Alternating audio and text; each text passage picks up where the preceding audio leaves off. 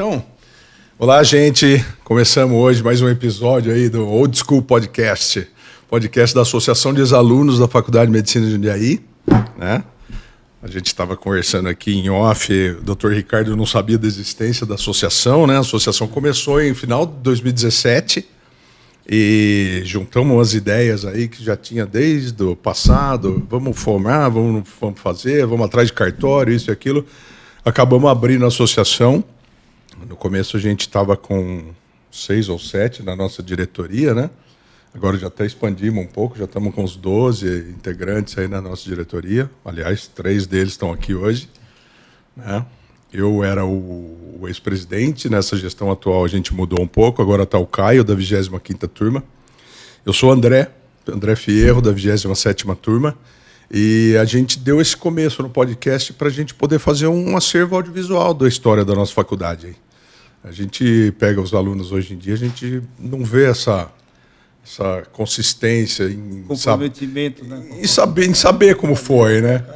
Saber como é que estava aí, como é que começou tudo, né? Então a ideia nossa foi pegar todo mundo lá do começo e começar a trazer. Começamos com os da primeira turma e a gente aproveitou o ensejo que eles estavam fazendo 50 anos de formados, né? O Jubileu de Ouro. Então a gente falou, vamos pegar esse pessoal da primeira turma e vamos começar o podcast com eles, né? Então no final do ano passado eles fizeram 50 anos de formado, agora já vai para a turma do Edmir aí, 50 anos de formado, logo chegando a de vocês, né? Quarta e quinta, né? Malcolm quarta e o Dr. Ricardo quinta, né? E a gente está fazendo turma a turma, trazendo o pessoal para a gente saber como é que foi esse desenvolvimento da faculdade, como é que foi o crescimento no começo, como é que foi a vida de vocês saindo de onde vocês estavam aí no berço de casa e chegando numa faculdade que estava no começo, como é que foi esse impacto? Porque, queira ou não, a faculdade no começo, vocês tinham muita credibilidade, né? Você fica naquela, vou lá, não vou. Todo mundo quer passar nas outras que já estão há muito tempo já ali na vanguarda, né? Então, a gente quer saber como é que foi. Antes de tudo, eu queria primeiro que vocês se apresentassem. Eu não queria sair jogando todo mundo, eu queria que vocês se apresentassem aí primeiro. Professor. Não, bom, meu nome é Ricardo Ferreira Bento, né, para aqueles que não conhecem. Eu sou de São Paulo, né, nasci em São Paulo, fiz de colégio, tudo lá em São Paulo. Mas eu sempre tive meu pai tinha uma propriedade aqui próxima de Jundiaí, né, e eu vinha muito para cá. Sim. Né? E aí, realmente, naquela época, tinham poucas faculdades de medicina no estado de São Paulo, no Brasil. Né? Não é que nem hoje, né, que virou cada esquina mato. Né? Então, eu fiquei muito interessado quando eu entrei aqui, porque primeiro que eu entrei logo depois do terceiro colegial, né? Então, quer dizer, foi direto. Direto, sim.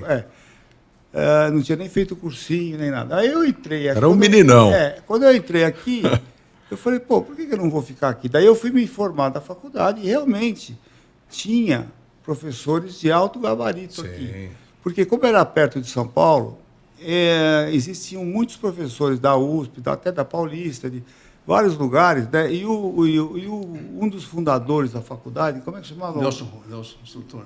Não, que era lá da Santa Casa, que tinha o Citra do Godinho, como é que chamava? Que tem a fazenda aqui. Um dos fundadores da faculdade, que era um médico. Nelson. Depois eu vou lembrar. Ele trouxe esses professores. Ele era um cara que trabalhava na Beneficência Portuguesa, em São Paulo. Jaime, o doutor Jaime. Doutor Jaime. Jaime Rodrigues. Doutor Jaime Rodrigues, exatamente. O doutor Jaime era um cara muito influente, né? Muito influente lá em São Paulo, no meio médico de São Paulo. Né? Depois os filhos dele, fiquei amigo dos filhos dele, Jaiminho. Família daqui, né? Tudo daqui. O doutor Jaime trouxe esses professores de São Paulo, que eles não eram titulares lá em São Paulo, mas eles eram professores associados. Né? Então, eles queriam dar aula em outras faculdades. Então veio gente muito boa de lá, não vou nem citar os nomes, mas talvez ao longo veio muita gente. Então eu vi que a faculdade era legal. Inclusive, né, nas ciências básicas, né, você tinha na anatomia o professor Calazans, né? Você tinha o Bacila, o Metribacila. Então, quer dizer, eu peguei e falei, não, então eu vou fazer aqui mesmo, porque eu sempre falei para os alunos meus, né? Hoje eu sou...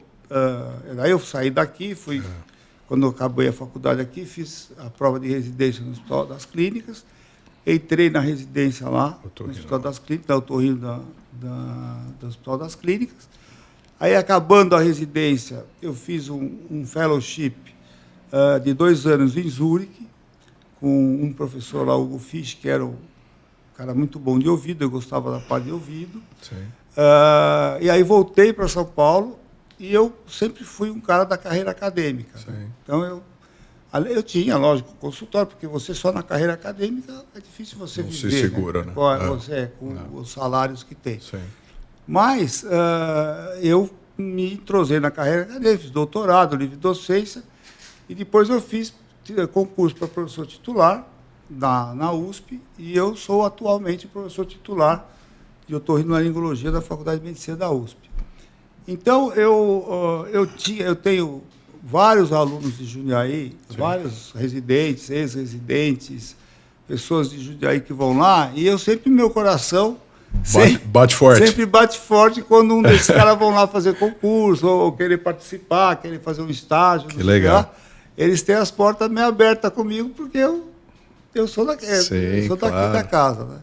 E, então, assim, basicamente, numa puxada rápida, né? Sim. Foi isso daí que foi a minha carreira. Foi essa trajetória. Hoje, eu praticamente 70% do meu tempo é dedicado a ensino e pesquisa, né? Dentro de lá, e eu fiz várias patentes, várias coisas assim que foram disruptivas dentro da otorrino, quer dizer, técnicas cirúrgicas, etc. e tal. Então, hoje eu fico aí. Agora, eu tenho meu consultório, sim, porque você precisa sobreviver, né? Claro, mas eu, por mim, ficava só na faculdade. Só na parte acadêmica. Só na parte acadêmica. Né? Doutor? Bom, meu nome é Malcolm Montgomery, um nome meio difícil, né? Rick, eu chamo ele de boiada, eles me chamavam de inglês. Mas ele faculdade. É músico também, viu? Ele toca, eles me chamavam de inglês. Famoso inglês. Na faculdade. E meu pai era escocês. E ele dizia que tinha que se diferenciar o escocês do inglês, porque disse que o escocês era o carioca na Inglaterra, porque era o inglês bem-humorado. O inglês é mal-humorado. Mas eu acho que é por causa do uísque, não é não? Eu acho que o uísque é cerveja. Né? Enfim. E como o Ricardo, quer dizer... Aliás, eu tenho um baita orgulho de encontrar ele aqui de novo. Né? Porque a gente, contemporâneos aí, né? Foi fora da medicina. Fora, amigo. Então, a gente tem uma relação muito legal, muitos anos. E assim, quando o Rick falou que ele escolheu o Jundiaí por causa de... Eu fui meio por um outro lado. Eu entrei no ABC, em Santos e em Jundiaí, no vestibular. Não entrei lá na USP, não entrei na Paulista, entrei nessas 3 faculdades. A família menores, é de São Paulo mesmo. Eu sou de São Paulo. E assim, sabe por que eu escolhi Jundiaí? Porque tinha uns 60 alunos por turma. Eu achava, e tinha um professor nosso lá de São Paulo, professor da Paulista, de pneu, que dizia que era uma faculdade que tinha um futuro grande, porque tinha por exemplo, assim, a gente tinha poucos alunos, você tinha um microscópio para 2 alunos, sim, era uma coisa assim mais, né, Rick? O laboratório mais de anatomia, anatomia, então você tinha peças. Não ficava 15 caras no microscópio. Era uma aula particular. Era uma coisa meio assim. Então, assim, falei, bom, vou tentar Jundiaí. E aí a gente teve a sorte no trote, né? A gente conheceu as pessoas no trote, muita gente. Nós montamos uma casinha aqui, a gente fez uma república, né? E eu tive a sorte de os 6 que nós escolhemos, juntamos, né, no primeiro ano, ficamos até o final. Eu posso dizer que assim que foram os 6 anos mais felizes da minha vida, no sentido assim, deu tudo certo, a gente se divertia para burro, a gente trabalhava. Eu fui dar aula no Colégio Divino Salvador. Olha. Que eu dava aula das 7h30 às 9h, entrava na faculdade às 9h, das 19h até às 11h da noite. Eu gostava de dar aula, eu já tinha biologia e química, né? Tinha acabado de sair do cursinho, você sai com aquele negócio na cabeça, né? Pô? E, enfim, agora, a faculdade em si, como o Ricardo falou, a gente teve ótimos professores, né? Cada vez a gente se entusiasmava por uma cadeira, porque normalmente a gente vai se entusiasmando pelo professor, né? A qualidade do professor te traz que te traz muito, né? Aí no terceiro ano tinha um concurso em São Paulo para a casa maternal e para a maternidade de São Paulo. Eu fiz os concursos, entrei e fiquei meu plantão no plantão 5, era dia 5, 15 e 25. Tinha que faltar na faculdade naquele dia, plantão de 24 horas. Você esteve lá comigo também? Eu fui lá. Você esteve lá. Fiz então, assim, você ficou lá uns 2 anos. Sei lá. 2 anos. E era, assim, um absurdo de parto por dia. Era um negócio muito louco, né, Rick? Loucura. Então, eu fiquei lá aqueles 3 anos, depois fiz a residência também na maternidade de São Paulo. Né? E aí eu tinha assim, uma grande dificuldade. Eu gostava muito de psicologia e achava que a psicologia da faculdade era a psiquiatria. Era só Franco da Rocha, né? Só aqueles malucos na faculdade era... E então, assim... Aí... O professor era o Aníbal, lembra? Sim, o Aníbal. Ele era um cara conhecido. Aníbal da Silveira, né? E aí, eu acabou na residência, eu senti um pouco de falta. Aí me inscrevi no SEDES em São Paulo, fiz um curso de psicanálise de 3 anos, mas num curso eu não queria ser psicanalista, eu queria aprender um pouco de psicologia. Até porque, para atender mulher, meu amigo... Verdade. Para atender mulher, se você não tiver um pouco de Freud na cabeça, fica mais difícil. Tato, né? Tem que ter um jeito ali. E aí fiquei assim, os primeiros anos, eu fui assistente lá no ABC, do professor Paulo Goff, que era um cara que o Ricardo também conheceu, muito legal, um obstetra lá do ABC, que era o titular do ABC. Depois fiquei lá com o Caio Parente Barbosa também no ABC. E na fisiologia da Unip, da psicologia da Unip, dava aula de fisiologia. Deu aula lá também. Então a gente trabalhava para burro, né? Plantão para cá, plantão para lá, aula para cá. Então sabe como é começo de carreira, né? Pô? Sim. E aí tive também sorte, né? A primeira vez que eu fui para fora do Brasil num congresso, tinha um cara dando aula em inglês, lá com inglês perfeito, e eu fui falar com ele no final, e ele era brasileiro, ele era baiano, cara. E aí ele falou, não, vamos visitar lá e tal. Ele tinha umas pesquisas com hormônios, né? Sim. E ele foi com a minha cara, sabe aquela coisa de meio que me adotou, assim? Aí, quando ele veio para o Brasil, a gente começou a fazer umas pesquisas. Eu pegava 20 pacientes do ABC, ele pegava 40 lá, e a gente, com o guarda do conselho da faculdade, tudo aquilo, fizemos aqueles trabalhos iniciais com implantes de hormônio, né? Sim. Esses implantes hormonais mudaram minha vida praticamente. Quer dizer, eu tive que parar de fazer obstetrícia, que eu gostava de fazer obstetrícia, para partir mais para a ginecológica. Porque assim, eu comecei a viajar, porque ninguém conhecia os implantes. Assim, então, os implantes eles eram anticoncepcionais, com indicação para endometriose, para TPM, aquelas enxaquecas pré-menstruais. Suspendia a menstruação, que isso era um problema, porque a menstruação sempre foi considerado, até hoje, a maior assim, fake news que durou mais tempo, que é a eliminação de toxina, é a maior besteira que até hoje falam, né, pô? Então, assim, por suspender a menstruação era muito polêmico. Reposição hormonal era muito polêmico, por causa de câncer, um monte de coisa que diziam, né, na época lá e tal. Fizemos, assim, eu participei de vários trabalhos com ele, e aí eu tive que parar um pouco a obstetrícia. E na obstetrícia, não sei se o Rick lembra, cara, eu escrevi um livro para o pai, porque naquela época não tinha nada para o pai. O pai era um esquecido, né? O pai não existia. No Einstein, nós custamos para pôr o pai na sala de parto. Não deixava o pai entrar na sala de parto. Era só, às vezes, uma companheira da mãe que entrava lá, então uma tia, uma coisa assim. Então, assim, o livro do pai eu escrevi por causa da psicanálise, né, que me ajudou eu juntava grupo de pais. Então, assim, eu gostava da obstetrícia, né? Mas eu tive que ir com 25 anos de formado, mais ou menos, e abandonando a obstetrícia, porque eu comecei a viajar por causa desses implantes de hormônio. Parte ginecológica. Esses implantes, até hoje, aliás, no ano passado, dia 18 de outubro, dia do médico, já deu um bolo com a Anvisa de novo. Por quê? Porque, na verdade, eles são muito contra a indústria farmacêutica. Isso é como é que a indústria farmacêutica tem uma força imensa. Vocês, como médico mais jovem, sabem que é um negócio absurdo. E todas essas farmácias assim, de manipulação, que não são da indústria, tem um certo lobby em cima, negativo, né, em cima dessas coisas todas. E esses implantes, então, eu acabei ficando com a ginecologia endócrina, né? A parte mais endócrina. Então, sim, hoje, 80% do que eu faço... Bom, a faculdade eu parei. E vou dizer por que eu parei. Trânsito. Sim. Eu não aguentava mais ir para o ABC e voltar, ir para Santo André e voltar. Assim, era 1h30 para voltar, 1h para ir e falei, chega. É pesado, né? Não quero mais. Então, parei com a faculdade. E fiquei só com a clínica. Aí comecei a atender em Curitiba, Rio e Brasília. Vocês imaginam que é? Correria. Todo mês, Rio de Janeiro, Brasília e Curitiba. Era um treco assim. Mas a gente era novo. O interessante, assim, por exemplo, em relação à Atlética, né, André?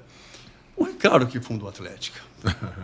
Eu era presidente do diretório acadêmico, né? Mas quem fundou a Atlética foi ele. Vai chegar nessa parte atlética e pesado aí, querendo saber. Então, assim, na verdade, assim, a vida... Não sei se eu consegui resumir, mas então, hoje eu sou um cara que trabalha mais com a endócrina do que com a ginecologia obstétrica, né? Sim. Tá?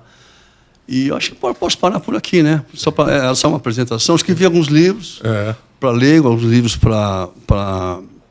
Além do livro do pai, né? Sim. O livro do pai eu escrevi quando eu acabei o curso de psicanálise, tinha que fazer uma redação, tinha que fazer um trabalho de final de curso. Como se fosse um TCC. O cara falou, faz isso aí, fala sobre a relação paterna, que era completamente da virou relação um livro. Paterna, né?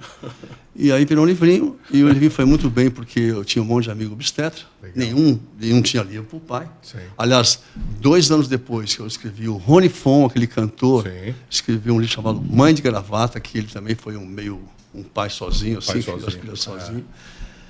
E daí para frente eu escrevi um outro livro, a Globo comprou, fez um seriado com o livro, um seriado foi um sucesso. Então, aí começou uma coisa mais midiática, né? Aquela fase que começou assim, por 2 motivos. Por causa da suspensão de menstruação, que era um negócio que dava na época. E por causa do seriado Mulher. Mas eu acho que a gente tinha que voltar para a faculdade. Então, nós já nos apresentamos aqui. Sim. Só queria falar que tem os 2 representantes da diretoria nossa junto comigo aqui. Doutora Elisandra, 26ª turma. Me deu bastante trote. Acho que eu prefiro falar. Eu adorei. Uma turma antes da minha. Doutor Tiago. 37ª turma. Boa. Mas nessa época de vocês não tinha trote. Trote era na nossa época. Não, ainda tinha. Os trote era devagar. Ainda tinha. Não era pesado, viu? Eu sério, a Ana Luísa aqui, eu vou mandar uma foto dela tomando uma ovada na cabeça do trote. Isso aí. Se tiver as fotos, pode mandar. A gente vai postar no final, na edição, aí vai ficar bem legal. A Ana depois... Todas as fotos que tiverem aí... na 6ª turma. Pode ir mandando as fotos aí que a gente coloca na edição, coloca tudo no episódio aí. Vai ser bem legal. E aí, o que vocês têm de pergunta aí? Pode começar aí. Como que era a parte esportiva da faculdade quando vocês entraram, quando ainda era só o diretório, tinha o braço esportivo, né? Tinha o parte social, tudo que tinha do diretório, tinha a parte esportiva, né? Como é que era jogos, competição, treinos, essas coisas? Então, era tudo um braço do diretório. Né? Então, tinha lá um departamento esportivo do diretório. Né? Isso. E na verdade, existia, né? Nas outras faculdades, todas tinham associações atléticas, né? E tinha já a Intermed, né? Sim. Que naquela época não era, que nem agora tem pré-intermédio, intermédio, não sei, porque tinha muita faculdade. O número de escolas foram aumentando, naquela época era né? Intermed, né? E aí... Tinha 15 faculdades naquela época. Não sei quantos tinha, mas era um pouco... 200. É enorme. Falando do estado de São Paulo, né? Nós tínhamos umas 15 faculdades. Então, aí a gente começou... apesar da gente ser pequeno, né? Sim. Porque tinha 60 alunos por turma, então você tinha menos gente para poder compor os times, né? Porque você pegava, por exemplo, uma USP, né? Tinha 160 alunos por turma, então... Muito mais fácil você montar um grupo aí para tocar. Então, né? Mas daí começou a entrar, a gente jogava bola, quer dizer, né? Então, tinha os campeonatos em Jundiaí. Tinha os campeonatos de Jundiaí. Então, contra Direito, Engenharia, Medicina e Odonto. Acho que em 71 chegou a jogar o Ecomed, né? Ecomed, exatamente. Ecomed. E aí, então, foi que nós resolvemos. A gente era muito amigo do Malcolm e tal, porque, assim, é um negócio que existe em todo lugar, né? Tinha uma certa política nessa parte de diretório acadêmico. Sim. Então, você tinha, vamos dizer, normalmente, quem fica no diretório acadêmico, isso até hoje, nas outras faculdades, é um pessoal mais, vamos dizer... Politizado, exatamente, do que o pessoal da Atlética. O pessoal da Atlética é uma outra tribo, vamos dizer. Quer jogar, uma tribo diferente. Não entrava nessa parte política. Então, por exemplo, quando o Malcolm ficou presidente do diretório, ele não era dessa turma. Você chegou a pegar a presidência do diretório antes? Eu também. O senhor também? Muito certo, porque eu devia ser o contrário. Eu devia estar na Atlética, eu gostava, né? Era do esporte. Sim. Exatamente. Mas, talvez, como o Ricardo falou, eles pegam uma pessoa mais conhecida, mais querida na faculdade. Eu entrei no diretório acadêmico, não sei, por causa do Lupo. Não, Luporini agora, que foi. Por causa do Luporini. Né? Ele que... Eu, quando fui presidente do diretório, depois da Atlética, quem concorreu comigo para presidente foi o Gonzalo. Que era da sua turma. E o Gonzalo é... Vermelho. Ele é sempre... até hoje, né? Até hoje ele dá problema. Ele foi presidente da Anvisa, dos mineiros. Ele foi sempre... Ele é um cara inteligentíssimo e tal. Sim. Mas ele era, vamos dizer, a gente era todo mundo amigo, mas politicamente... divergentes, né? Como isso existe em todo lugar. Até hoje. Né? Então, aí, na Atlética, a gente resolveu fundar a Atlética. Sim. Porque daí a gente teria um orçamento, entre aspas, separado do diretório. Para a parte esportiva. Se alguém do diretório mudasse o diretório e ficasse na mão, vamos dizer, de um pessoal que não gostasse muito de esporte ou coisa assim, queria usar as coisas mais para parte política, que naquela época tinha muito. Nós estávamos no meio da Revolução, né? Sim. Lá da... Sim. Ditadura. Né? Na verdade, foi uma época política complicada no país, né? Eu cheguei a ser... Eu tenho saudades, quer saber, viu? Eu cheguei a ser... Eu sair na rua, né? Uma vez, eu, como era presidente do diretório, teve uma greve na faculdade, mas que não tinha nada a ver com greve política. Sim. Era uma greve por causa de hospital, porque o Hospital São Vicente... Queriam tirar o Hospital São Vicente da gente e passar tudo lá para Franco da Rocha. Então, a gente ficou meio... fez uma greve por causa disso. E, naquela época, não podia ter greve. Claro. Qualquer tipo de greve, mesmo que não era política... Era traduzido como uma coisa antigovernamental. Polícia militar em cima.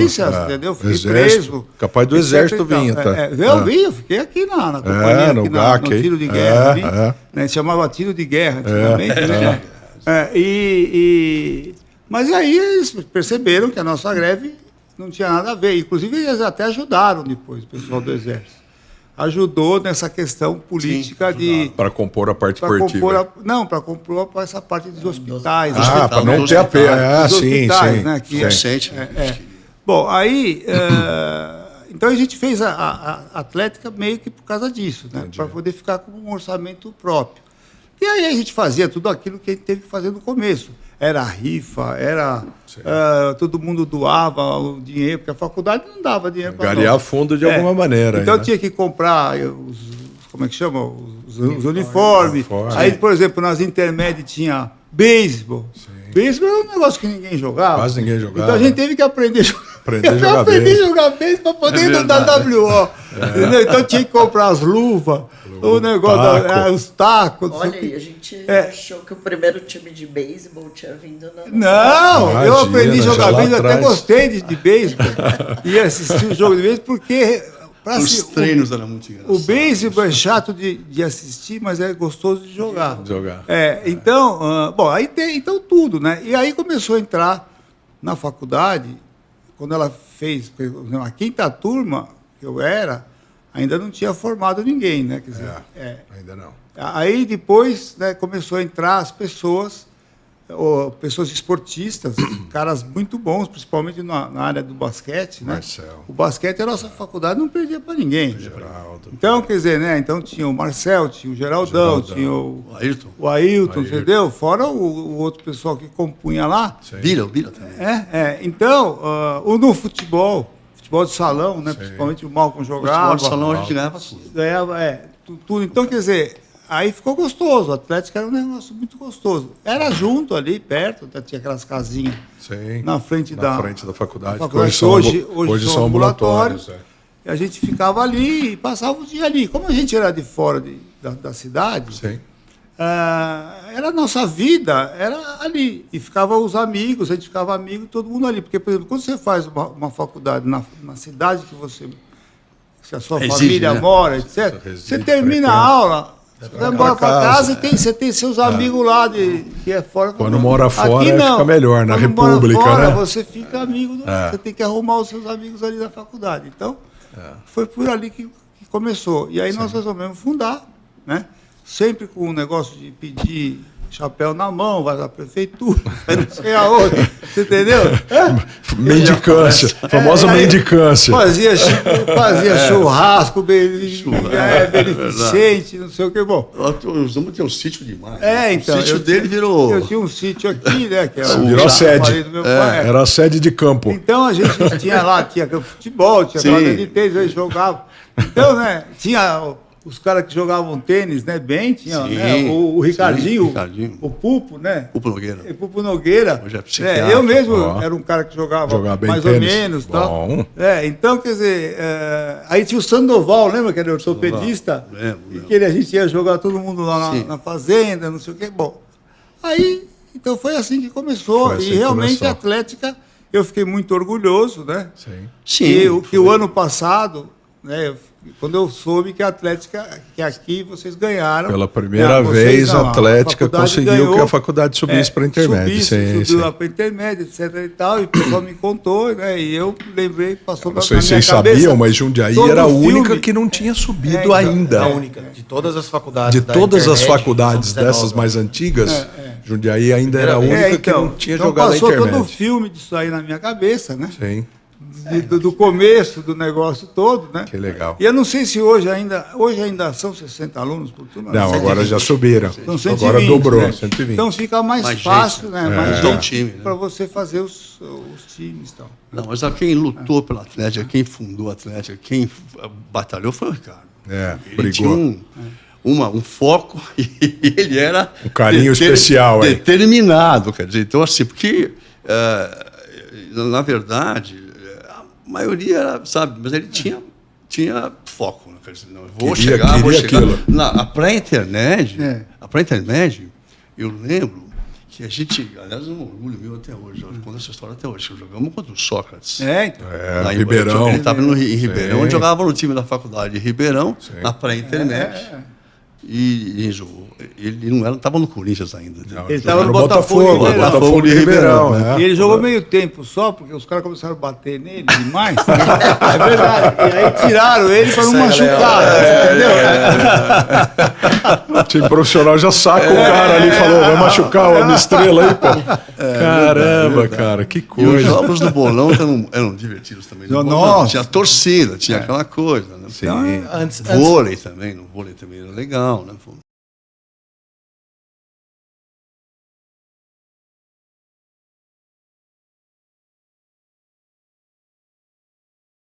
Antes da fundação da Atlética, essas competições que vocês faziam, vocês jogavam esse Ecomédia, era mais os torneios? Eu não me lembro se tinha, acho que foi depois da... A gente podia participar da pré-intermédia.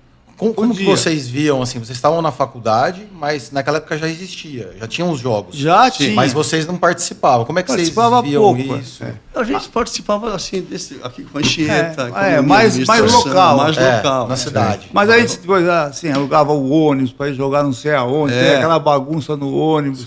Você entendeu? Então... Alojamento. Alojamento. Então, foi assim. E eu tinha um colega de turma de colégio meu da vida inteira, que era o William Narras, que hoje é professor de Uro, lá na USP, né? E que era o presidente da Atlética da USP. Então eu fui lá falar com ele várias vezes para ele me ajudar, né? Porque a USP já tinha 100 anos de Atlético. Lógico. 50 tinha até o clube, tinha até o clube todo lá, que até hoje está lá. Até hoje a OC está lá, um baita clube. Então, quer dizer, o William foi presidente da Atlética, e aí eu fui lá com ele, né? Ele foi meu colega a vida inteira. Assim, da minha turma do colégio, Dante Alighieri, que eu estudei, tem 4 professores titulares, entendeu? Da medicina. Então, é o Fábio Jatene, o William Arras, né? Teve o Cláudio Cerneia, tem, quer dizer, várias pessoas que assumiram como... eu, né? Tem eu. Então, quer dizer... a gente ia lá para aprender com eles, como é que eles faziam. Como é que tocava uma Atlética aí, né? Como foi a entrada de Jundiaí na intermédia, assim, nessa divisão de escolas? Como que surgiu? Não, aí você se inscrevia, né? Na época você se inscrevia e ia lá, né? E você tinha várias modalidades, né? Sim. Dentro da intermédia, né? Como deve ter até hoje, né? Sim, claro. E a gente tinha que pegar gente para poder cobrir tudo, para não dar WO, porque você preferia você pôr um cara lá, os grupos aí, mesmo que fosse perder, mas você não... Então, por exemplo, então tinha o atletismo. Sim. Então você imagina, tinha que ter o cara que corre, natação, o cara que salta, natação, tênis de mesa, né? Então, quer dizer, é complicado você montar, é uma Olimpíada, assim. Na época já tinha o beisebol, o beisebol já tinha nessa época. O beisebol já tinha. É porque depois saiu e voltou. Exatamente, já tinha o beisebol. E hoje não se inscreve aí até mais, as faculdades que tinha muito japonês, que jogava melhor beisebol, porque é da cultural, né? É porque quem remontou o time de beisebol foi o japonês da minha turma. É lógico, exatamente. Porque parou de ter beisebol. Mas tinha as luvas, nós compramos tudo. Eu me lembro que eu fui lá na 25 de março, lá naquelas lojas de esporte lá, comprar luva, comprar as coisas lá, você entendeu? Para poder jogar, né? Sim. A gente treinava aqui no bolão, né? O bolão, que tem aqui, o ginásio, e você chegou a treinar no beisebol. Lógico. Porque não tinha quem pôr. Não tinha quem jogar. Então eu tive que aprender a jogar. Imagina no começo, a Atlética começando, poucos integrantes, né? Aí 60 por ano, quem vai jogar beisebol? Tem que catar um monte ali, né? Então, você tinha que pedir, pelo amor de Deus. Implorar. Aí tinha aqui, tem o bolão e tinha tipo um campo de futebol, né? E tinha o setor de atletismo. Então tinha uma pista, não sei como é que está hoje. Aí, hoje é negócio profissional. Então, aí tinha a pista, então a gente ficava treinando ali, corrida, era não sei o quê. Então era super legal, né? Que bom, que bom. E um lance cultural legal num ano que chamou Circuito Universitário. Então, assim, todos aqueles grandes bambambam da época, eles aceitavam tocar em universidades, fazer shows, por muito menos do que... Isso. Então a gente trouxe... Vinícius de Moraes. Toquinho Vinícius, Jorge Benjota. Então, né? Veio muita gente fazer show aqui. Mas daí já era o diretório que... Era o diretório que fazia. Mas assim, culturalmente... O pessoal colaborava com as faculdades. Isso aí acaba dando uma estilingada na vida acadêmica ali, né? E isso acabou, não tem mais. Acabou. Aliás, hoje acabou. Não tem mais música, né? As músicas... Quais são as músicas novas, legal, que tinha, como tinha naquela época? Entendeu? Não. É raro aparecer os compositores que nem Caetano, Gil... Sentando no né? de Vinícius de Moraes.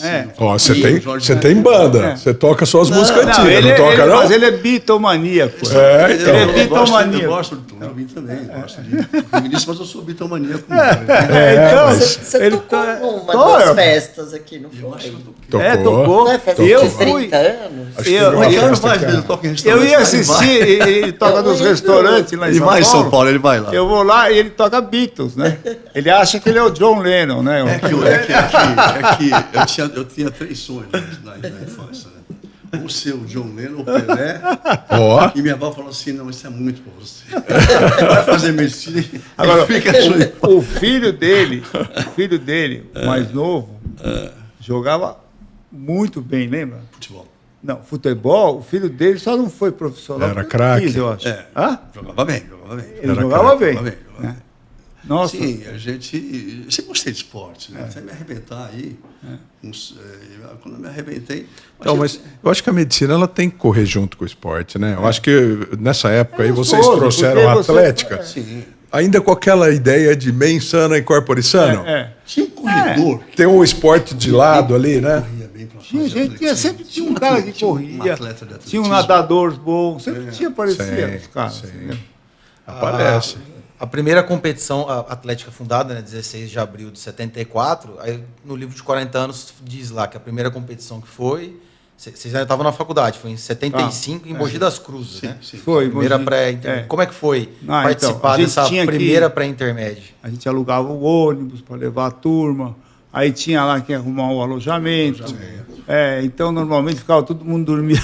Dormia no chão. No chão, lá naquela, com um colchãozinho no chão. Em 75 já tinha uma turma formada, já, né? Já tinha 75, eu acho que já, né? Quantos eu alunos? eu entrei na faculdade em 73, eu acho que foi. Entre 72 e 73. 73. Quantos alunos foram para essa primeira competição? Não me lembro. Mais, Isso não 100, dá, mais ou menos? Menos. Menos que, às vezes, um tinha que jogar 3 esportes, porque não tinha gente, né? Não tinha gente. Poliatleta, né? Você Depois jogava 3, tinha 4 esportes. Não tinha Corrida. Até pouco tempo atrás a gente tinha vários Tinha a poliatletas, parte né? feminina, não tinha naquela época, eu acho. Não.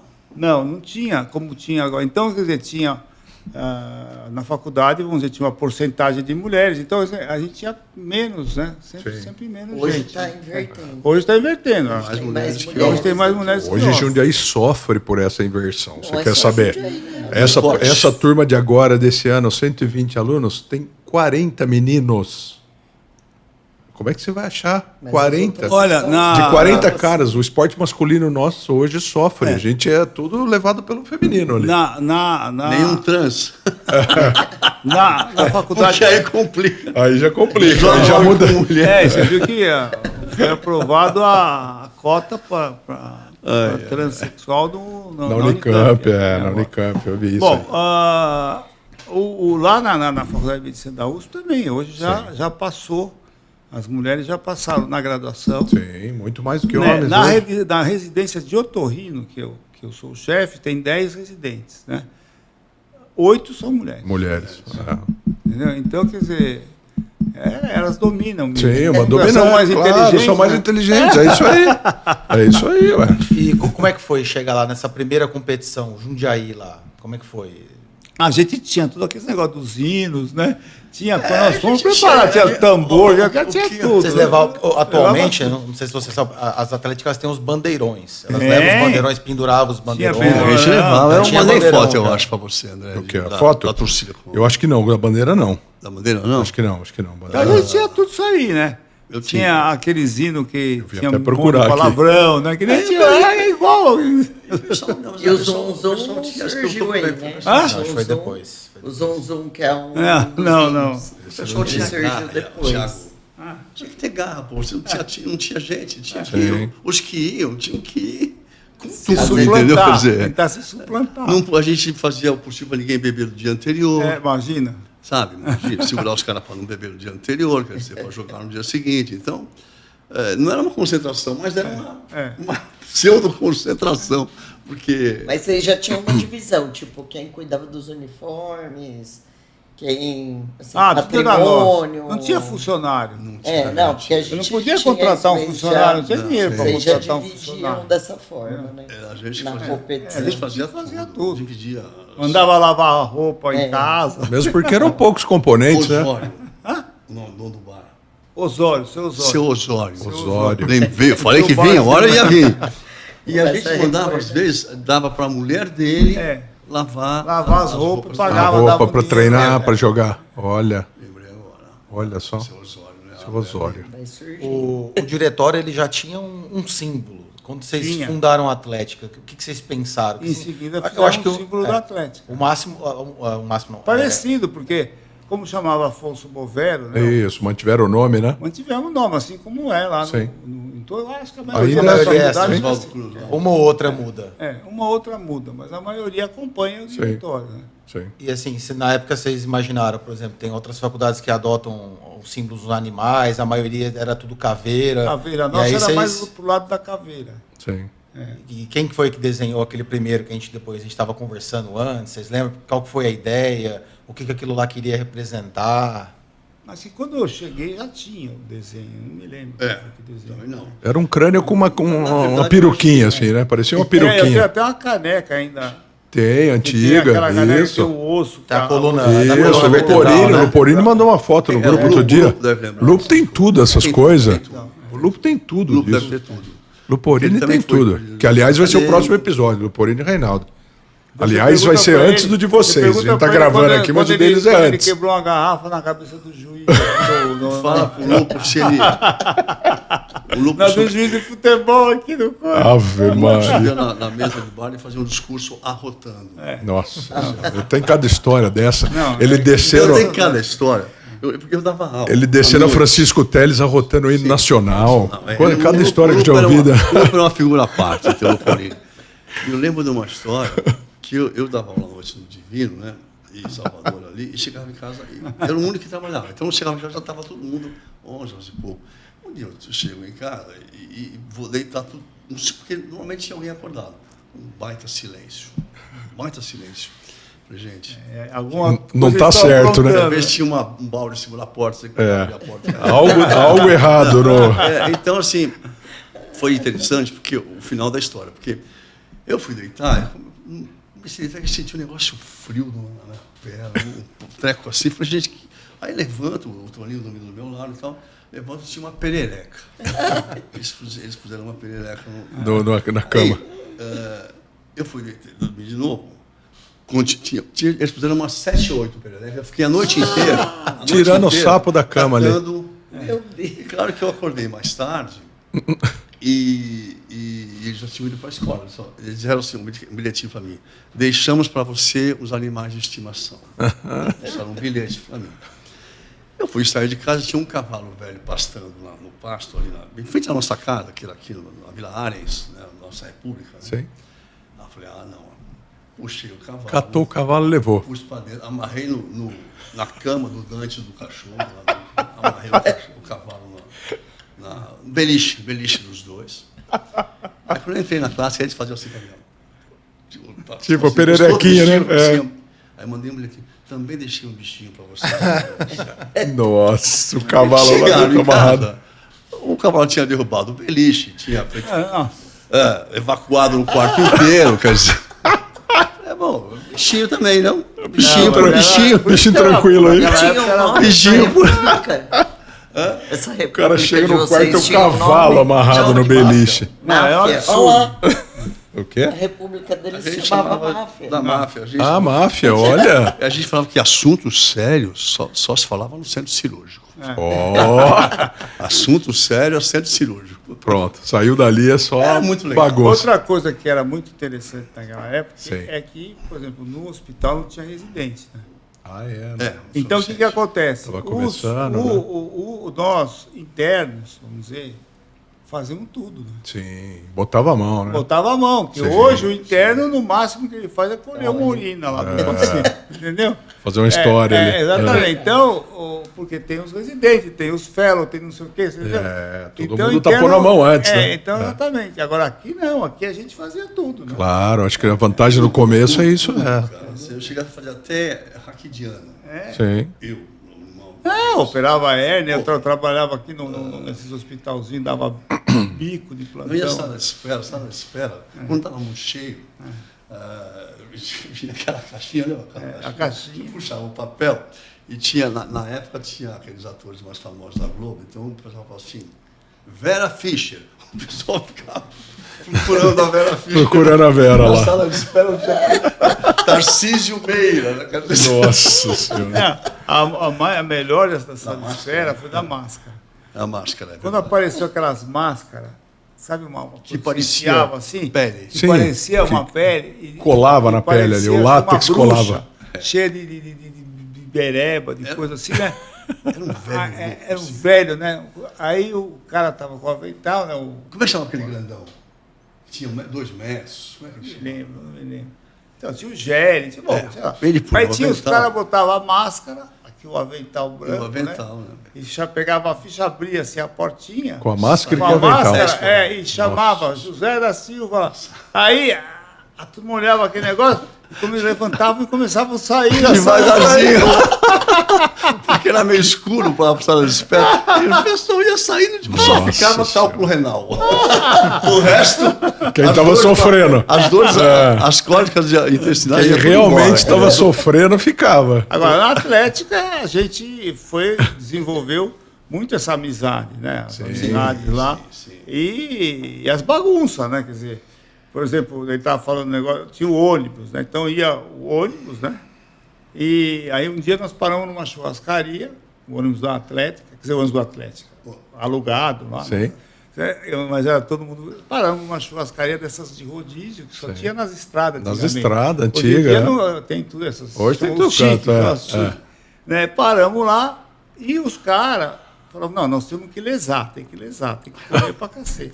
Tem que comer por então tinha, por exemplo, você pagava, sei lá, R$30, eu não sei quanto é que é. Comia até morrer. Mas o cara comia, tinha cara que ia no banheiro, metia o dia da garganta, vomitava pra voltar pra casa. Você tá louco. Não, você não pode imaginar o nível da turma. Olha o naipe da galera. Aqui você vai comer tudo que você vai jogar na competição. Chegou uma hora que o dono falou, vai embora esses caras aqui. Prejuízo enorme, hein? Ave Maria. Tem gente que... A memória do Ricardo não sei como. A minha, depois da pandemia, deu uma falhada? Depois da pandemia. Mas o Lupus tem histórias. O Lupus fantástico. Eu tô querendo chamar logo o Lupo, O né? Reinaldinho também. O Lupo mora aqui? Mora aqui. Ele fala Tem contato com ele direto, eu falo sempre com ele. E o Erickson? Ele manda muita foto. O Erickson foi Ele tem muita coisa. O Erickson não colocava? Edson, não sei quem é. O Erickson era um bom cirurgião. O Erickson foi nosso professor. E o Erickson jogava Bagatinho. bem. Futebol de salão. Erickson Bagatini? O Erickson Bagatini. Ah, sim, ele Estava tá no aqui. jubileu ano passado. Ele tá aqui em Jundiaí. Tá. Tá aqui. Capovilla não está por aqui. Capovilla, acho que não. Futebol de salão, nossa senhora. Dava aquele chute do meio de campo, né? No meio da quadra. Não, a gente tinha bons jogadores de futebol. Futebol tinha um time bom. E de basquete. Né? Basquete também. Tem algum torneio, algum jogo que vocês tiveram nesse período da faculdade que lembra muito, foi muito emocionante, gratificante? Não, eu acho que o basquete chegou a jogar o torneio da FUP. Na época. Que era a Federação Universitária, quer dizer, então tinha de todas as faculdades, tudo de Direito, Filosofia, tudo. Engenharia. Sim. Então, na época a FUP era bem forte. Eu cheguei a jogar a FUP quando eu jogava em Mogi. Era muito forte. Era forte. Nível muito forte. Não sei se existe ainda isso. Deve ser. Hoje tem a parte da universitária mais chama NDU. Novo Desporto Universitário. É parecido. É o mesmo esquema. Principalmente as de medicina. Só que como tem muitas faculdades, eles dividem em chaveamento, né? Então é A, B, C, D. E hoje os caras investem, né? Você vê o ABC que ganha. Sim. Quase sempre ganha a intermédia. Isso, intermédia. Inverteu com. Não, eles investem em treinador, em técnico. Paga até. Não, imagina se a gente tinha aí. A gente também o ABC é primeiro lugar. O Davi, né? Deve estar lá. O Davi que está lá? O Davi está lá, mas eu não sei se ele é atualmente a Atlética, assim, é um PJ, é uma empresa, é um negócio absurdo. Então, quer dizer, tem o treinador de futebol, o treinador de basquete. Nós não tínhamos nada disso. Tem fisioterapeuta, hoje em dia é levado fisioterapeuta para competição. Eu vou te quebrar, porque hoje a Atlética nossa tem até treinador de beisebol. Parabéns, né? Tem, claro, não, mas é o que o Thiago falou. Hoje, queira ou não, pelas leis vigentes da época, né, que vocês criaram, não é uma empresa, mas é uma empresa hoje, né? Um negócio profissional. Eles têm funcionários, eles pagam mês a mês treinadores para todas as equipes, às vezes treinadores para feminino e masculino diferentes. Muito provavelmente, então o fato de ter dobrado o número de alunos e vocês, assim, meio que profissionalizaram, vamos supor, o esporte, é que pôs a faculdade... Sem dúvida, sem dúvida. É o que pôs a faculdade eu agora... acho que, primeiro de tudo, por ter aumentado o número de alunos, porque Jundiaí já com menos alunos já brigava. Né? Chegou no momento que já brigava, porque Jundiaí acabava tendo qualidade. Sim. Entrava cara que jogava quantidade. futebol, entrava cara que jogava basquete, né? entrava cara que jogava vôlei. E Jundiaí sempre teve uma pegada forte no esporte, né?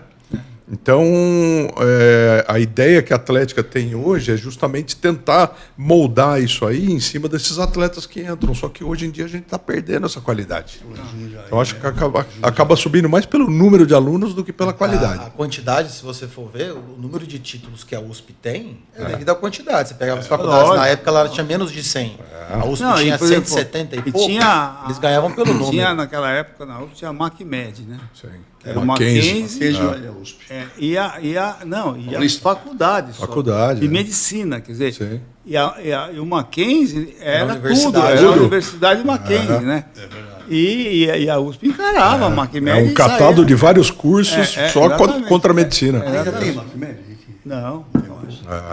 O pessoal dessa questão de atléticas, o pessoal da medicina, eles são muito mais focados. Sim. Porque você pega, igual você estava falando, você pega a Poli. Todas as engenharias da Poli são a atlética da Poli. Exatamente. E aí quando você vai jogar contra a medicina, é só o curso. É só o curso, todas as engenharias, né? Sim, a gente não tinha muito tempo para treinar também. Sim. Lógico. E às vezes nem condição, né? A Igual, quadra, por exemplo, você pega a quadra era na chuva, aberta, O hoje tem um esporte ginásio universitário fechado. nos Estados Unidos, por exemplo, é o que leva, é o que traz os jogadores profissionais. Quer dizer, então, quer dizer, e eles pagam bolsa pro cara e dá tempo pro cara treinar. Entendeu? Eu tenho até um sobrinho que é golfista, né? E ele é hoje o número 1 do Brasil, que é o Fred Biondi, né? Sei. E ele dos Estados Unidos, ele já mora nos Estados Unidos faz tempo. Ele fez faculdade, fez o college, fez tudo com bolsa e com tempo para treinar. É isso que eu ia falar. Um treinador, As condições com de treinamento são completamente diferentes. Da mesma forma como o Dr. Malcolm falou, ele trabalhava na época. Muitos de vocês, na época da faculdade, trabalhavam. Né? Dava bico, fazia bico daqueles... Tem os hospital da ponte ainda. Trabalhei desde o primeiro ano.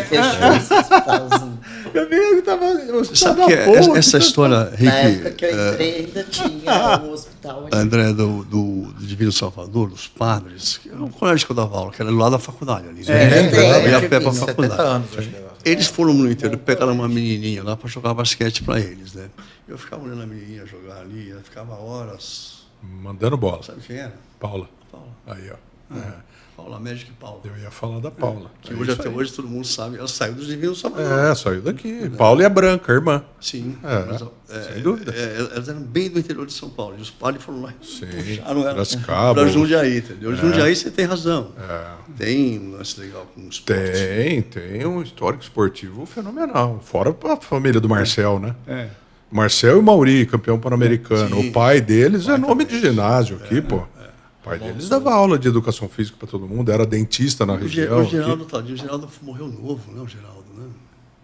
Morreu novo. Geraldo? O Geraldo era seleção de basquete também. Sabe quanto tempo faz? Geraldo, né? Nem sabia. Eu lembro dele, lógico. Jogava pra cacete basquete, nossa. Ele morreu de AVC com 40 e poucos anos, aqui me falaram. Não, mas eu acho que não, acho que teve mais. O Geraldo na minha época de interna lá no Juqueri, mas... Um belo cara, um cara Vou falar com o Brito, pessoa. eu vou falar com o Brito. O Brito tinha muito contato com ele, eu vou falar com o Brito. Excelente pessoa. Eu vou falar com o Brito Jogava para... ele em frequência. E ele assim, não era do nível do Marcel. Do Marcel, mas era chegava perto. Claro, sim. Chegava bem perto. Sim. Era bem próximo ali, sim. E na época de vocês, já a quadra da faculdade já existia? Não. Não, ainda Não tinha. Bolão. Era tudo aqui no Era bolão, tudo no ou bolão. se não alugava de um clube. Aquele salário que Pegava de um tinha clube. A gente treinava futebol no campo do 12º dia C ali? No time de Jundiaí. Do Paulista. Paulista? Treinava do Paulista. Jaime Sintra, estádio Jaime Sintra. Jaime Sintra não. Olha só. E eu me lembro que naquela época eu encontrava, quando eu ia treinar lá, encontrava tinha o Dalmo Gaspar, o Dalmo que era, jogava no Santos, e ele era técnico do Paulista de Jundiaí. E o Dalmo, eu contava as histórias lá do Santos, da época do Pelé. O Dalmo jogou com o Pelé. Jogava com o Pelé.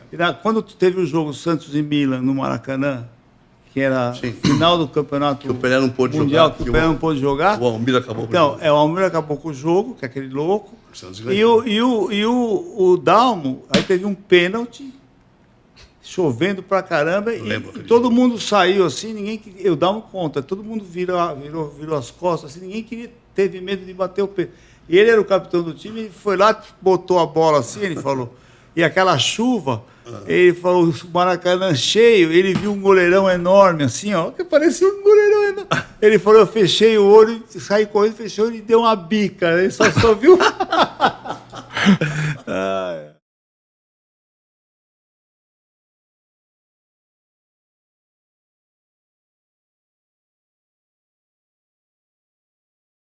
Eu vou aproveitar o ensejo que você falou do Santos. Eu tenho uma pergunta aqui do Dr. Ricardo. Vou até passar para a câmera. Dr. Ricardo Pompeu pediu para fazer as perguntas para o Dr. Ricardo Bento.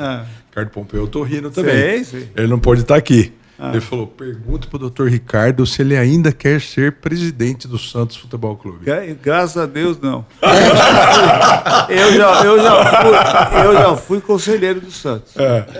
E aí, mas aquilo ali bom, não vamos entrar nessa esfera, mas assim, é uma máfia, aquele negócio, time de futebol. Eu ia falar isso, futebol todo assim, né? A única coisa que pode salvar o futebol ainda no Brasil, se o negócio for sério, é esse negócio dessas SAFs. Não sei, né? Porque a SAF é uma empresa, daí o cara tem que ganhar dinheiro, porque senão é mandado embora, lá o CEO da empresa. Então, é a única coisa, porque, olha, dizer um negócio é muito amador. O Botafogo começou com isso agora, né? Vocês são novos, eu vou arriscar. O Ricardo é um pouco mais novo que eu, mas assim, o Brasil nunca mais vai ser campeão mundial. Vai ser difícil. Tá difícil, né? Olha o que a CBF está sofrendo aí agora. Nunca, assim, não é por causa de... É por causa de assim... Má gestão.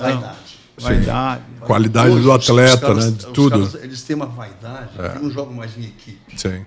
O Santos foi, é individual, né? Era o Santos, tinha lá. Todo mundo jogava em Não é que era... Bom, o Pelé é lógico. Sim, era o Pelé, mas tinha... Eu digo assim, o Rivelino, o Zico, não importa. Mas era um baita grupo, né? O Ronaldinho. Todo esse pessoal... Hoje, o que é esse Neymar? Aliás, se você me pedir para falar 5 nomes da seleção brasileira, eu não falo. Sim. Eu também não. Mas o cara viaja para... Então, mas o Neymar ainda tem bola. Se ainda tivesse mais 2, 3 junto com ele ali, o problema é que não tem. E agora estão falando, né? A vaidade entra no meio do caminho. O Pompeu aí, estão falando que... já está assinado praticamente a SAF do Santos com o Neymar comprando. O Neymar, o pai do Neymar e o príncipe lá, que é dono do Paris Saint-Germain lá. Sim. E eles estão fazendo, agora precisa passar no conselho. E, olha, vou dizer, não é fácil passar no conselho do Santos. Não. Com certeza. Porque lá só tem aqueles caras, os veião lá, que moram em Santos, que vivem daquilo ali. A política de clube, eu acho que é exatamente igual à política nacional. Quer dizer, você pega, por exemplo, o Nordeste, são clãs. Sim. É o clã dos Collor, clã Sarney, clã Calheiros. E esse negócio de direito, pai, filho, sobrinho, neto, não sai. Você vê como é a diferença do esporte americano, que já vem desde a base na escola, universitário. E aí você entra numa liga profissional e aí você tem a equipe como se fosse uma empresa. Né? Então, a diferença de como o esporte se desenvolve sendo uma empresa por trás de tudo, em vez de ser um clube, entendeu? Você depender de associado, depender de cartola, né? Então é complicado, né? Assim, não existe mais amor à camisa, não existe mais, quer dizer, essa isso coisa infelizmente perdeu. E essa coisa do ego, né? Sim. Eu acho que, não sei se o Ricardo concorda comigo ou não, mas o cara quer estar com a televisão em cima dele, com o rádio em cima dele. Então, assim, se ele tiver que passar a bola para o cara do lado para fazer o gol, ele tenta fazer o gol, perde o gol e não passa a bola para o cara do lado, porque ele quer fazer o gol. Então, assim, não tem espírito de equipe. Você pega a Argentina, por exemplo, você viu o baile que deu no Brasil? Os caras, o tic-tac que eles fizeram, pá. Não, puseram na roda. Puseram na roda. Que vergonha, né? E foi 5-1, porque não fizeram mais, porque não quiseram. Não força que nem os alemães lá também, não forçaram mais, né? O argentino ele absorve melhor esse esquema europeu aí de esporte, né? Principalmente no futebol. E a garra, né? Não, é um amor pelo quando aparece a qualidade, quem tem o grupo na mão, acaba se desenvolvendo. Ó, a Argentina mesmo é um exemplo do basquete masculino. Um país desse tamanho aí. Você sabe quantos federados tem na Argentina em basquetebol? Eu sei porque eu estou no meio. É o triplo do Brasil. O triplo de federados do Brasil. Entendi. E o Brasil do tamanho que é. Não tem cabimento até, né? É um negócio que não... Né? E quando aparece um Nosso país está engatinhando ainda no esporte. Fora o futebol, né? Fora o futebol, fora o basquete. Mas, por exemplo, esses esportes individuais, só aparece um cara quando o cara nasceu fora de série. Nasceu fora de série. Que nem, por exemplo, o Guga lá, o Guga Curten lá, o cara nasceu fora de série. Esse menino que está começando agora aí. João. Mas ele tem ele tem um padrinho, o Bernardinho é padrinho dele. Bernardinho do vôlei. Bernardinho do vôlei é padrinho do João Fonseca. O pai dele é um dos donos da XP. Então, quer dizer, ele tem tempo para treinar. Ele tem tempo para treinar. Ele tem... mas mesmo assim ainda aparece. O Isaquias do Remo. Esse cara começou remando árvore na Bahia lá, pô. O cara fazia canoa com um tronco de árvore lá e saiu remando, pô. Imagina se esse cara tem uma preparação alimentar igual o Phelps desde criança. Esse cara ia ser um monstro. Já é um monstro. Imagina se tivesse preparação lá de base. É que o Brasil engatinha ainda no esporte. Eu fico muito contente com a faculdade de Jundiaí, né, esse desenvolvimento que teve, não só na parte esportiva, como na parte científica, né?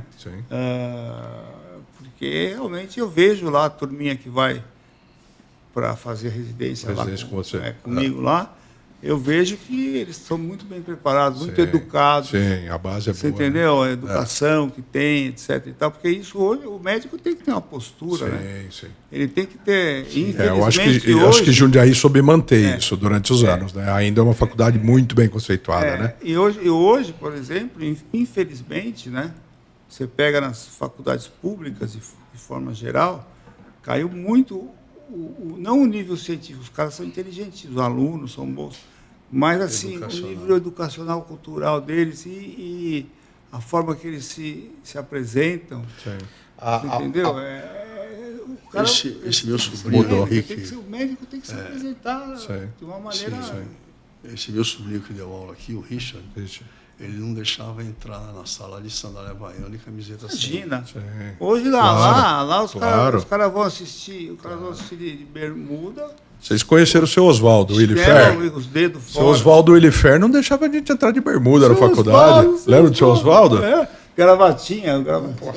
Uma vez eu cheguei de bermuda na faculdade, meu garoto, por favor, volte à sua casa. Apresente-se melhor aí na próxima vez. Aí. Hoje, se o cara faz isso aí, é considerado assédio moral. Então. Mesmo? Com certeza. Você não pode falar para um aluno um negócio tá nesse nível. Mas tem que cumprir regras. Chegou nesse ponto. Tem, tipo... E se não tiver um estatuto ali que não pode ir de bermuda, não pode pôr o cara. Não, porque assédio, é considerado assédio. Você dá uma bronca num cara. Por exemplo, eu aprendi tomando pancada. Entendeu? Lembra dos cirurgiões? Sim. Os caras vinham, batiam na sua mão, faziam... Bom, hoje você faz isso. É considerado assédio moral, certo? Não pode. Estamos nesse nível, assim.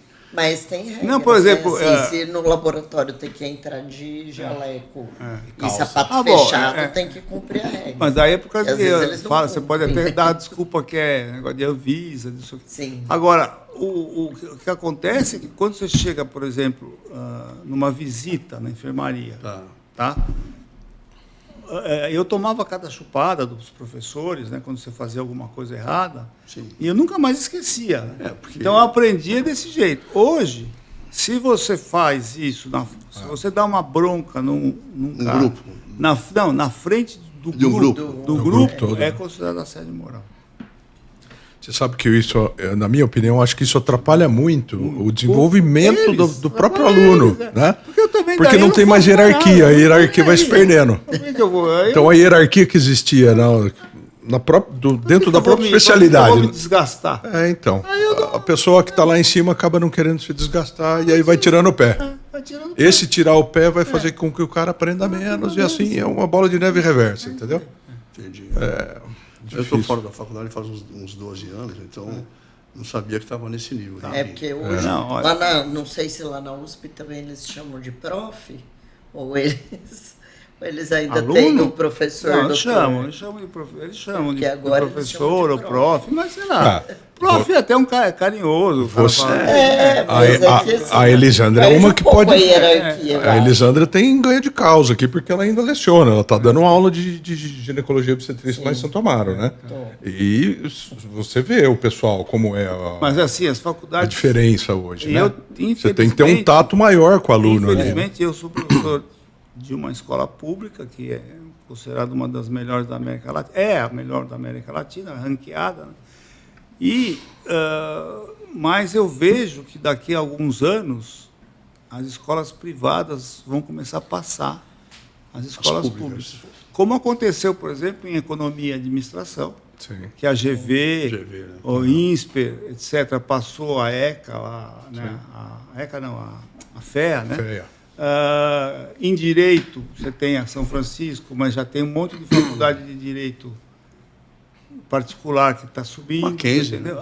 Mackenzie. Então, a FAAP, sei lá o que. Na própria parte esportiva a gente já percebe isso. A PUC, né? Então, quer dizer, infelizmente é isso. Aconteceu isso exatamente, eu posso dizer, com as escolas públicas, escolas primárias e secundárias, né? Sim. Aconteceu que as melhores escolas lá atrás eram as escolas públicas. Aí o governo começou a deixar... Querer controlar o sistema educacional, escola privada, deixou de financiar as escolas públicas, os professores migraram para as escolas privadas, os bons, você entendeu? E aí hoje as escolas privadas são melhores que as públicas. Infelizmente. Né? E a mesma coisa eles estão fazendo com as universidades, quer dizer, o financiamento diminui. Você entendeu? As escolas privadas hoje têm... O padrão vai decaindo. E uma hora elas vão passar. Fatalmente vai acontecer. A gente já percebe isso na parte esportiva, que faculdades que eram como a Unesp, Unicamp, Marília, que são públicas, elas estavam sempre lá em cima na intermédia. Hoje em dia não estão mais, elas estão tudo lá embaixo. E as particulares estão subindo. Começou a subir, estão melhorando na parte esportiva. Marília está lá embaixo na pré. A Paulista está indo e voltando. Quem fica lá em cima só é o USP. Eu também nem ganha trabalho. Eu tenho consultório no Einstein, né? Eu não sou funcionário do Einstein, mas eu opero no Einstein e tal. Eu vejo a faculdade do Einstein, né? Os alunos de lá. Você não pode imaginar o nível dos caras. Entendeu? Mas aí que me conta uma coisa. Logo. Como é que é? Vai suplantar as outras. Vai suplantar. Eles estão fazendo centro de pesquisa. Então, quer dizer, os caras vão passar. É só o tempo, né? É só o tempo. A tecnologia, que precisa de dinheiro. A relação médico-paciente. Como é que um grupo de 6 pessoas, por exemplo, entra para examinar uma moça lá num pré-parto, no Einstein? Não, mas eles têm convênio com as UPAs, com as faculdades, com hospitais públicos, entendeu? Públicos. Então eles não vão aprender lá dentro no Einstein, no privado, entendeu? Agora, por exemplo, lá no intensivismo, lá dentro da UTI, eles acompanham lá os intensivistas, entendeu? Sim. Então, quer dizer, mas eles não fazem. Então, quer dizer, a faculdade, eles vão investir. Sim. Como, por exemplo, nos Estados Unidos, as privadas são melhores do que as públicas. Entendeu? Então, tem a Harvard, a Stanford, é tudo privado. Entendeu? E você pega as universidades públicas, lá, elas estão para baixo, porque o financiamento, o dinheiro está na faculdade privada. Entendeu? As doações. A grande maioria de universidade americana é paga, né? É paga. Não tem como você manter um negócio desse tamanho. Eu, por exemplo, sou muito a favor, eu sempre falei. Por exemplo, antigamente você chegava lá na faculdade, no HC. A coisa que diferencia, eu falei HC, o que diferencia ainda, que vai demorar, é que as faculdades não têm um HC. Entendi.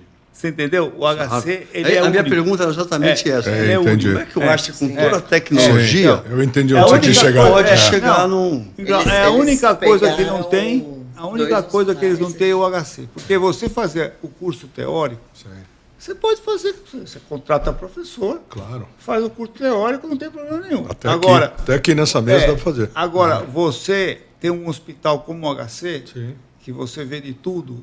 Você entendeu? Então, aquilo ali é que diferencia a faculdade. Quer dizer, eles vão demorar um pouco, porque eles vão ter que fazer, vão ter que chegar com isso daí, sabe? Assim como aqui, né? Com o São Vicente, com o Franco da Rocha, na época, né? Tinha tudo, né? Tinha tudo na mão. Tinha tudo. Então, quer dizer, hoje, mas os caras estão fazendo convênio com o SUS, convênio com não sei o quê, né? Com as UPAs. Uma hora vai ter, né? Uma hora vai ter, né? Uma hora vai ter. É isso aí.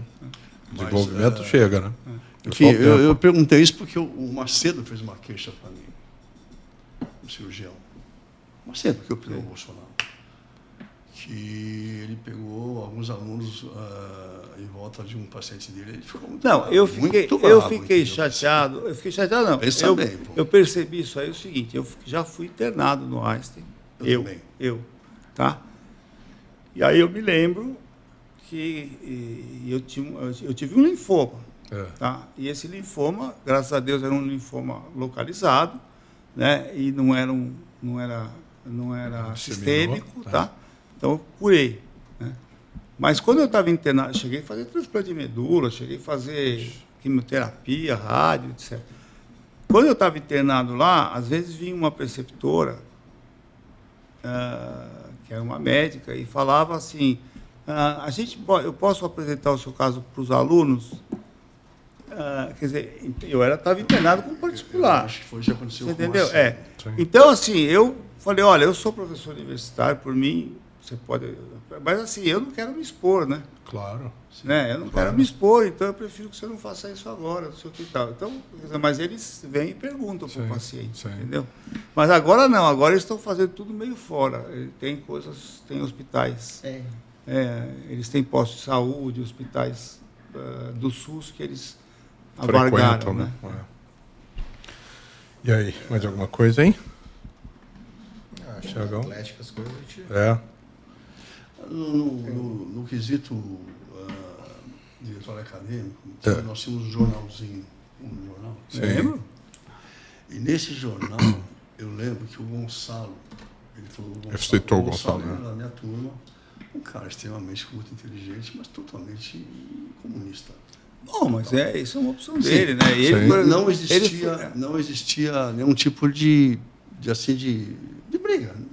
Cada um tinha a sua ideia, quer dizer, não tinha problema nenhum ser daqui ou ser dali, palmeirense ou corintiano, não importa. Tanto que ele escrevia para o nosso jornal. Quando eu fui presidente do editorial acadêmico, o Gonçalito que escrevia os textos. Né? E ele escrevia textos, assim, às vezes, um pouco mais pesados, muito inteligentes, mas mais pesados. Naquela época a gente tinha que estar de olho por causa com viés, né? Por causa da Revolução. Dizer que ditadura militar. Nunca veio ninguém, assim, dizer assim, quem é esse cara que está escrevendo essas coisas no jornal da faculdade? Porque ele não sofreu nenhum tipo de retaliação. De lado nenhum. Então, eu acho que o que acontece hoje, o cara fala alguma coisa, ou escreve alguma coisa. Os caras vão preso. Então, assim, o que a gente pode chamar de ditadura?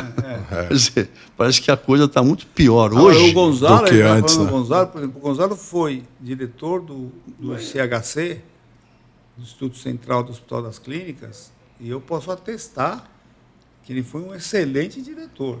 Você entendeu? Inteligente, pode ser, interessa. Mas tecnicamente ele foi isso que eu ia falar. Ele foi um grande presidente. O viés político não influenciou na parte técnica. Ele foi um grande presidente da Anvisa. Sim. Né? Porque a Anvisa é complicada. Ele sabe do hospital lá do Sírio-Libanês. Foi diretor do Sírio-Libanês por muito tempo, você entendeu? Então, quer dizer, ele é um cara extremamente capaz. Agora não interessa o que ele é. Claro. Competente, né? Então, competente. O que eu acho que mudou, segundo o Ricardo, que continua na faculdade, é você não poder chamar a atenção de um aluno. Isso não tem sentido mais. Agora, por exemplo, eu votei favorável à política de cotas lá na coisa, mas eu acho que a cota de escola pública deve existir, porque assim o aluno que fez a vida inteira a escola pública, na hora que ele vai fazer o vestibular, ele vai concorrer com alunos que fizeram escolas privadas de alto nível, ele realmente... Eu me lembro que no estacionamento da faculdade, lá, na área dos alunos, tinha mais carro importado do que dos professores. Quer dizer, os alunos eram ricos, vamos dizer, né? E aí isso daí dá um viés muito grande. Eu acho que você tem que dar oportunidade para esse tipo de coisa. Agora, assim, cota racial já é uma coisa discutível, né? Porque todo mundo é igual, né? Todo mundo é inteligente, todo mundo é coisa. Essa cota da Unicamp agora também. Agora, né? Eu acho que a cota de escola pública, ela tem que ajudar. Apesar de que eu acho que você tem que melhorar a escola pública, né? Quer dizer, não adianta você ficar dando também cota a vida inteira e não melhorar a escola pública. Você entendeu? Mas eu sou favorável. Realmente são alunos que merecem. Então, mas você vê que essa discussão chega, mas sabe por quê? Eu vou te falar por quê. Porque o problema está na falta da educação básica. Exato, é lógico. Então, se você não tem a base educacional lá no começo, lá na escolinha mesmo, né? Chega uma hora, acaba dividindo dessa maneira. Exatamente. E aí o mérito acaba caindo, entendeu? A tal meritocracia que todo mundo fala hoje vai se perdendo. Não, e às vezes a parte social é fogo, porque eu vejo ali os alunos que vieram dessa parte de cotas, eles vêm às vezes de cidades longes, né, do país, e que são pessoas simples, e eles não têm como viver em São Paulo. Porque São Paulo é uma cidade caríssima. Você entendeu? Para você morar, para você comer, para você... É caríssimo. Então, assim, eu acho que tem que criar cota, mas também deveria criar uma bolsa. Né? Uma bolsa para suportar esse aluno. E eu acho que deveria, quem tem dinheiro e entrou na escola, lá o pai, a família, imposto de renda, sei lá o quê, devia pagar a escola pública. Isso é uma coisa assim que a gente pode... Bom, assim, de gratidão, né? Simplesmente por gratidão. Sabe?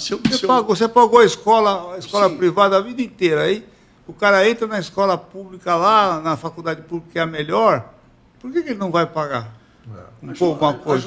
Ajudar. Né? Eu acho que teoricamente é muito mais fácil para ele entrar na pública do que quem está na pública desde a base, lógico. Claro. Exatamente. Então é uma discrepância grande aí, né? Na hora que chega lá em cima. Né? Se a gente foi um pouco melhor na vida, a gente tem todo o direito de ter um... Nos Estados Unidos... ajudar. Nos Estados Unidos, sem se sentir... Os ex-alunos das escolas... Bancam. Sim. Eu digo assim, isso não é um sistema de opressão. Isso é um sistema civilizado, entendeu? De cidadania, quer dizer, de você poder... se você puder adotar um aluno... Adota um aluno e a comida dele, o aluguelzinho dele... dá uma parte do dinheiro para ele. Adota o cara, né? Até ele se formar. Bom, estamos aí para vocês finalizarem, não sei, fazer as perguntas. Sim. Eu acho que perguntar o que a gente teria para perguntar sobre a Atlética, eu acho que já foi coisa que eu falaria assim vocês lá atrás começaram a colocar o primeiro tijolinho lá. Lógico. Desses 50 anos para cá, todo mundo veio colocando. Cada um se alguém ali no meio do caminho coloca um tijolo errado e continua subindo o muro, ali a chance de cair e começar de novo é grande. Exatamente. O que vocês deixariam de mensagem para o pessoal da Atlética atual, para todos aqueles que eu acho assim que o que é legal na parte universitária é que ninguém está ali para ganhar dinheiro, ninguém está ali para... Você entendeu? Então, a pessoa está fazendo aquilo com o coração. Isso que eu ia falar, o amor. Amor é a coisa. Então, eu acho que é isso que vocês têm, que as novas gerações, a geração Z, aí, como é que tem? Millennials. Não sei como é que chama isso aí. Eles têm que ter... E o médico, graças a Deus, eu acho que é a profissão que mais o cara tem vocação. Porque você não adianta o cara... Ninguém vai fazer medicina para ganhar dinheiro, porque... Você ganha, em outras coisas, muito mais dinheiro do que o médico. Né? O médico, pode ser que tenha os médicos milionários, mas é uma faixinha pequenininha. Né? Agora, então você está ali, porque se você não vai ser médico se você não tiver vocação. Isso, o gosto da coisa. Você tem que ter o gosto. Então, lá na faculdade, as pessoas têm o gosto do Atlética, ninguém está ganhando nada com aquilo, mas está pondo um tijolinho lá, tenho certeza. Então, a mensagem que eu deixaria é o seguinte: façam as coisas com o coração lá, né? Que legal. E continuam fazendo. Que legal. Seguir o dom, né? Cada pessoa tem um dom, né? Quer dizer, um para música, outro para engenharia, outro. Então, assim, se o cara tem o dom para cuidar, né? Porque a medicina é cuidar das pessoas. Você tem que gostar de cuidar das pessoas. Né? Então, assim, nesse sentido, é óbvio que fica bem complicado essa coisa do que está acontecendo hoje em dia, né? Quer dizer, eu tenho horror desse Instagram, sabe? Eu sei que nós estamos no Instagram. Sim. Mas, assim, porque você vê ali a gente mentindo. Uma sociedade diferente, né? Então, assim, o que eu posso dizer, assim, o Ricardo talvez concorde comigo, é assim, quem traz uma paciente para você não é o Instagram, não é a televisão, não é o rádio, é a tua paciente. Qualidade, né? É você cuidar bem de alguém, ele vai te mandar 3 atrás. É lógico. Claro. Entendeu? Então, assim, quem faz o médico é o paciente dele, a forma como ele trabalha com o paciente dele, entendeu? Né? Então, nesse sentido, o dinheiro vem, como o Ricardo falou, vem naturalmente. Quer dizer, se você fizer a coisa com cuidado e tal. Outra coisa que também eu acho bastante complicado hoje em dia, não sei se vocês concordam comigo, é essa coisa de anunciar remédio como estão anunciando. Né? Hoje é um negócio, na nossa época, eu lembro que eu fui chamado no CRM umas 3 ou 4 vezes por causa desses implantes, eu, o doutor Elcimar Coutinho, que era o meu professor, e a gente levava os trabalhos publicados científicos em revista internacional. Então não tinha o que como em conta, né? Hoje tem essas coisas aí que as pessoas não sabem de onde veio o implante, entendeu? O negócio. E aí se confunde como se fosse uma coisa só, entendeu? Quer dizer, mas não. Se você faz uma coisa que tem base científica, agora se começar, dá um bisturi na mão de quem não sabe operar, a culpa é do bisturi?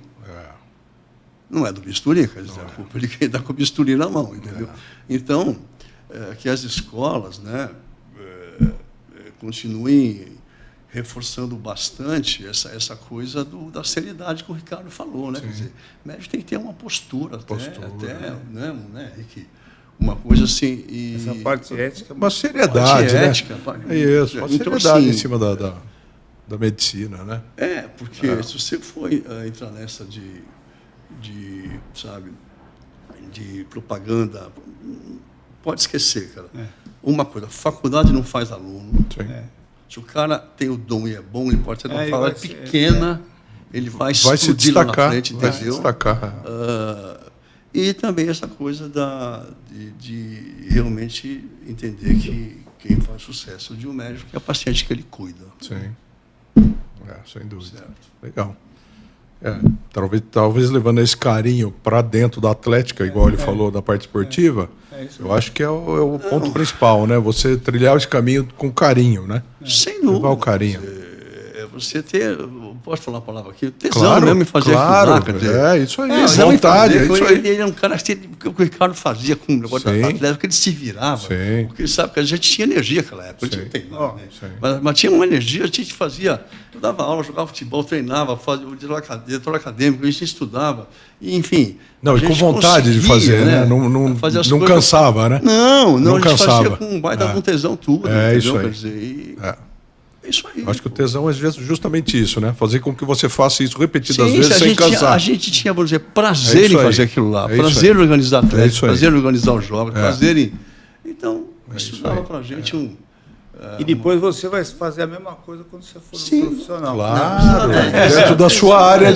Isso, dentro da sua área de atividade. É isso aí, você está se moldando. Assim como você está crescendo dentro de uma família, não é? A família não te moldou, é a mesma coisa, você vai se moldando. A atlética ajuda também eles aprenderem a tomar decisões. Exatamente. Né? Claro, às vezes isso aí. vem de casa que não precisa fazer nada. Lógico. Né? E aí chega lá, respeitar tem que os professores, né? Quer dizer, respeitar os professores, né? Quer dizer, que essa coisa de o professor não poder chamar a atenção do... Isso precisa mudar, Henrique. Isso precisa mudar, cara. Você não pode dizer, olha, isso aqui está errado. Que assédio. Porque é justamente isso, na hora do certo e errado, que às vezes a coisa se embanana ali, né? A gente Como você falou, tomou até um tapinha no Kelly, né? Bora! Entregou o Kelly errado na sua. Tira a mão aí. Tira a mão não daí. passava o bisturi, assim, na mão. E a gente aprendia, quer dizer, lógico, e era um negócio que ensinava. A gente trouxe o Tibagi aqui em 2 episódios anteriores. Eu fiz ortopedia com ele aqui. Você quer operar? Tá. Como é que é o nome da incisão? O bisturi tá aqui, ó. Como é que é o nome da incisão? Por onde você abre? Que músculo que abre?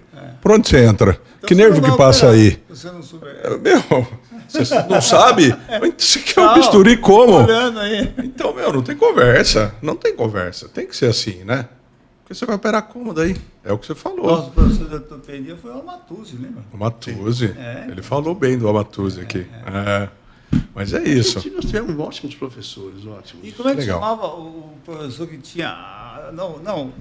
o ortopedista que tinha a secretária... O Toledo. Falou do Toledo também. Eu mandei uma foto com a Heloísa. Sim. Eu mandei uma foto com a Elô. Eu mandei uma foto com a Heloísa, que era a secretária do doutor. A secretária. Ela é secretária. Mas ela era da sociedade, quer dizer, tomava conta, dominava Jundiaí. Então, assim, jornal, então, assim, e ela tinha paixão pela faculdade. Imagina, falou muito bem do Toledo. A dona Heloísa. Era aqui atrás, aqui. Ele falou que foi um dos que encabeçou a vinda da Faculdade de Medicina para cá, junto com o Jaime Rodrigues, junto com esse pessoal, junto com o pai do Tibagi. O Toledo era... Era de uma elegância. Uma elegância. Que legal. Era de uma elegância. Que legal. Assim, então é isso. A gente queria agradecer a presença do Dr. Ricardo, baita nome dentro do Otorrino Nacional, Dr. Malcolm Montgomery, baita nome dentro da Ginecologia e Obstetrícia Nacional. Eu trouxe uns livrinhos para dar para vocês. Que legal. Na verdade, assim, são livros para ler. Sim.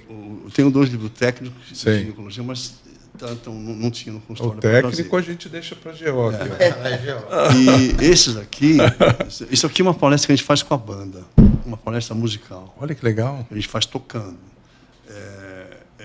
Esse era outra capa. Sim. É o do seriado da Rede Globo. Do seriado. Aquele seriado da Mulher. E esse foi o primeiro que eu escrevi, Sim. que é o do pai. Do pai. O livro mais importante que eu escrevi, que foi não foi bem, porque o assunto era pedofilia e abuso sexual. Pesado. Pesado. Ninguém quer tocar. Eu tinha 12 pacientes abusados no consultório. Olha. Tinha uma rica que ela não ficava na sala de espera com o homem, cara. Não, se tivesse uma na sala de espera, ela saía e embora. Eu tenho um professor de medicina legal atual lá, é o Ivan Miziara. Ele era otorrino, inclusive. Sim. Ele saiu da otorrino e trabalhou no IML muito tempo e tal. Ele deu uma aula, uma conferência lá para nós, na otorrino, que é a conferência magra nossa, justamente sobre abuso sexual, né? Porque ele é medicina legal, ele vê essas coisas. Não, eu fiquei impressionado com os números. Absurdo. Violência contra a mulher. Não, coisa que eu não imaginava. Loucura. E outra coisa, a maioria vem de dentro da própria família. Sim. Entendeu? É impressionante. Se vocês quiserem tratar desses assuntos mais pesados, a gente faz um outro aí com calma. Entendeu? Claro. Bom, eu queria agradecer muito vocês e parabenizar, né? Por essa iniciativa. Obrigado, a gente Vocês agradece. fizeram para deixar a memória da nossa faculdade. Claro, a ideia é justamente essa. Para o resto da vida. Para o resto da vida, é isso aí. Fazer um acervo audiovisual aí da história da nossa casa, né? Que a gente tem em Jundiaí como uma casa. E a gente leva esse carinho que o senhor citou tanto aí, e justamente esse carinho que fez com que a gente andasse com esse projeto, né? Para trazer todo mundo para perto. A gente quer os mais velhos perto. O Jundiaí é uma faculdade que pena com isso. Todo mundo que se forma aqui acaba saindo e malemar volta. Então a gente quer trazer todo mundo para próximo. Deixar os mais velhos mais próximos. Como é que foi o lance para o Ricardo, eu menos que ele, participar da Atlética? Sim. Foi o mesmo lance de vocês fazerem isso aqui. Aí, ó, tá vendo? Exatamente igual. Que bom. Cada um vai cada um fazendo uma coisa, cada um. Então aí, ó, parabéns, estão de parabéns. Parabéns. Obrigado, viu? A gente fica feliz porque Agradece também. esse espelho de comparação pra gente é fenomenal. Exatamente isso. Fenomenal. Obrigado de ter comparado dessa maneira, porque a gente viu que o trabalho de vocês deu certo, né? Então a gente pode pensar que lá na frente esse nosso pode dar certo também. Então, que legal. Obrigado mesmo. Obrigado a vocês. Parabéns, gente. Valeu, tchau, tchau. Obrigado. E olha, e um grande prazer me rever o meu. Muito bom, né? Eu acho que rever as amizades. É o boiado, rever as antigas amizades é o mais legal de tudo, né?